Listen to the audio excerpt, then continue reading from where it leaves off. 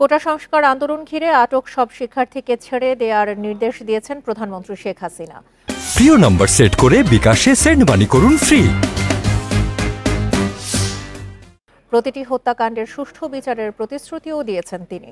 দুপুরে গণভবনে পেশাজীবী সমন্বয় পরিষদের নেতাদের সঙ্গে বৈঠকে কোটা সংস্কার আন্দোলনকারীদের সঙ্গে বসার আগ্রহও জানান সরকার প্রধান। বলেন, গণভবনের দরজা তাদের জন্য সবসময় খোলা। সরকার আর কোনো সংঘাত চায় না উল্লেখ করেন। আটক ছাত্রদের মুক্তি দেওয়ার নির্দেশ দেন তিনি। এছাড়া বিশ্ববিদ্যালয়ে স্বায়ত্তশাসিত ও সরকারি প্রতিষ্ঠানে প্রস্তাবিত পেনশন ব্যবস্থা বাতিল ঘোষণা করেন প্রধানমন্ত্রী।